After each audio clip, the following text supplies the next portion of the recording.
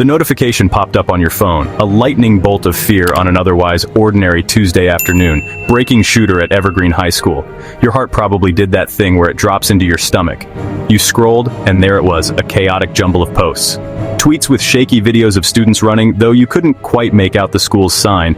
A headline from a blog you'd never heard of screamed, "Tragedy strikes Evergreen shooter confirmed dead." It felt so real. Your mind raced to friends who might go there, to the sheer terror of it all. This is how it starts, not with a bang, but with a buzz, a vibration in your pocket that spirals into a citywide panic, fueled by fear and the incredible speed of our digital world. Within minutes, the story had a life of its own, a monster built from retweets and shares. People you knew, people you trusted were posting about it. "Pray for Evergreen," one post read. Another claimed to have a cousin inside who was texting them updates. The details grew more specific and more horrifying with each share. The shooter had a specific weapon. There were a certain number of victims. The shooter's name was supposedly leaked. Each new piece of information added another layer of authenticity to a story that was, from its very foundation, a complete and utter fabrication. It felt true because everyone was saying it was true, creating a powerful echo chamber of collective belief that was almost impossible to question in the heat of the moment. But then, something strange started to happen, or rather, not happen. The major news channels, the ones with reporters who actually go to the scene, were silent. Local police departments had nothing on their official social media feeds, except a notice about a road closure miles away.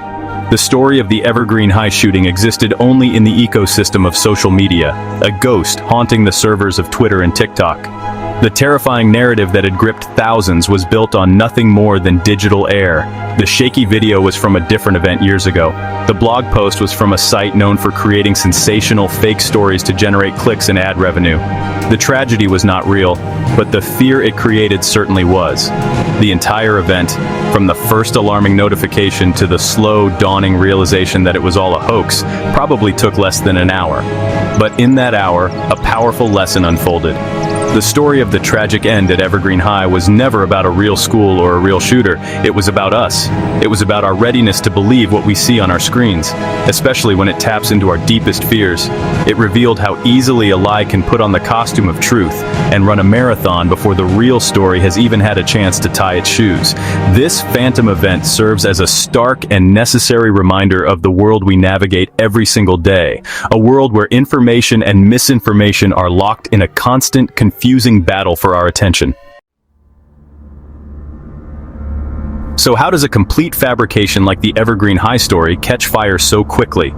It often starts with a single, highly emotional seed. An attention-grabbing headline is a powerful tool. Think about it. Shooter's final act at Evergreen High is designed to make you click. It's dramatic, it's scary, and it bypasses the part of your brain that might ask questions. These headlines are often paired with a compelling but misleading image or a short video clip taken out of context. Our brains are wired to react to threats, and in the digital world, a shocking headline is perceived as an urgent piece of information. We feel a jolt of adrenaline, a need to know more, and most importantly, a powerful urge to warn others. This brings us to the engine of all online rumors, the share button. Social media platforms are designed to make sharing as easy as possible. It takes a single tap. When we see something that causes a strong emotional reaction, fear, anger, or even intense joy, our first instinct is often to share it. We want our friends to be informed, we want to be part of the conversation, and we want to show that we care. We become, often without realizing it, amplifiers for the message. Each share gives the story a stamp of approval, a little vote of confidence. When your friend shares it, it feels more credible than if you had seen it from a random, anonymous account, even if your friend didn't check the source either. This process creates a snowball effect, or what experts call an information cascade. Imagine one person shares the fake news, then 2 of their friends see it and share it. Now 4 more people see it and they share it, and so on. In a very short time, the story is everywhere, and it appears to be validated by the sheer number of people engaging with it. This is a cognitive bias known as social proof. If everyone else seems to believe it, we assume it must be true. The platform's algorithms notice this high engagement and push the story to even more feeds, accelerating its spread. The lie becomes a trending topic, indistinguishable from actual verified news. It's also important to understand that not all false news is created by accident. Some of it is designed with a purpose. The creators might be trying to make money from website clicks, influence a political opinion, or simply cause chaos and sow distrust for the fun of it.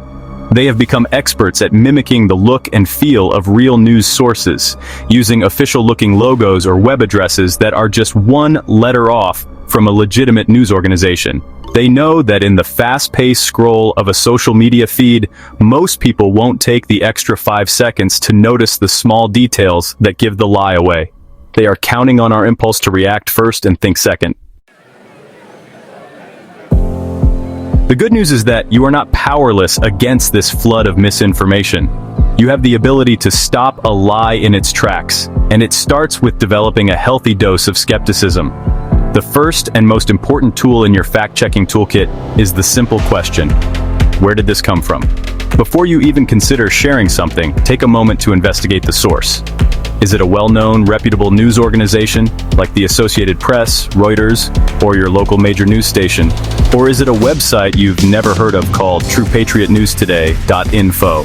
A quick search for the source can often reveal if it has a history of publishing false or biased information. Be a detective, not just a consumer. Next, look for corroboration. This is a fancy word for a simple concept: seeing if anyone else is reporting the same thing. If a major event like a school shooting were actually happening, it would be the top story on every major news outlet in the country. Open a new tab and search for the key details of the story.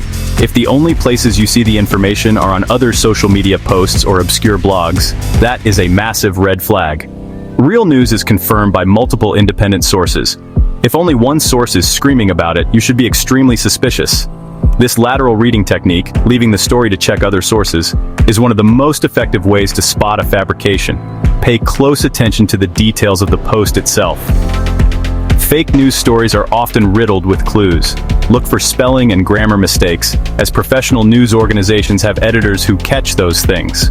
Check the date. Sometimes old news stories are recirculated and presented as if they are happening right now. You can also perform a reverse image search. If you right-click on an image in the story and search for it on Google, you can see where else that image has appeared online. You will often find that the picture being used to illustrate a current event is actually from a completely unrelated situation that happened years ago in a different country. Finally, check your own emotions. Misinformation is designed to make you feel something strongly and immediately. It wants you to be angry, scared, or outraged. If you feel an intense emotional surge from a headline, pause. Take a breath. That feeling is a signal. It's a sign that you should be extra critical and take a moment to verify the information before you act. The people who create fake news are trying to hijack your emotional responses to bypass your critical thinking. By recognizing that emotional trigger, you can take back control and engage your brain. Thinking slowly in a world that moves fast is a superpower. It can be tempting to think that one little share doesn't really matter, but it does. Every time you share something online, you are acting as a publisher. You are broadcasting that piece of information to your network, to your friends, your family, and your followers. You are, in that moment, vouching for it. By sharing a rumor without checking it, you lend your credibility to the lie, making it that much more likely that someone else will believe it and pass it on. Think of yourself as the last line of defense. The chain of misinformation can be broken by you simply by choosing not to pass it along. That is an incredible amount of power, and it rests right there under your thumb. Being a responsible digital citizen isn't about being silent. It's about being thoughtful. It's about shifting your mindset from, is this interesting enough to share, to, is this true enough to share? When you encounter a piece of misinformation, especially one that your friends are spreading, you have an opportunity to help. You don't have to be confrontational. A simple private message saying, "Hey, I looked into this and it seems like it might not be real. Here's a link from a reliable source that debunks it," can be incredibly effective. You're not just stopping the spread of a lie. You're helping someone you care about become a more critical consumer of information themselves. This responsibility extends beyond just spotting the fakes. It's also about actively seeking out and sharing high-quality, reliable information. Follow trusted news sources. Share articles from journalists and experts who do the hard work of verifying facts. When you amplify good information, you help create a healthier online environment. You're essentially crowding out the noise with signal.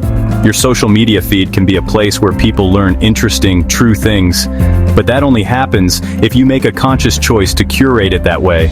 You are not just a passive user of the internet, you are an active creator of its culture. In the end, the story of the Evergreen High hoax is a cautionary tale, but it is not a reason to despair. It is a call to action. It's a reminder that in the 21st century, media literacy is not an optional skill. It is essential for navigating the world. The internet is one of the most powerful tools for connection and learning ever invented, but with that power comes a shared responsibility to use it wisely. So the next time your screen flashes with a shocking headline, remember the phantom tragedy at Evergreen High. Pause, think, verify, and then, and only then, decide what to do next. The health of our shared reality depends on it.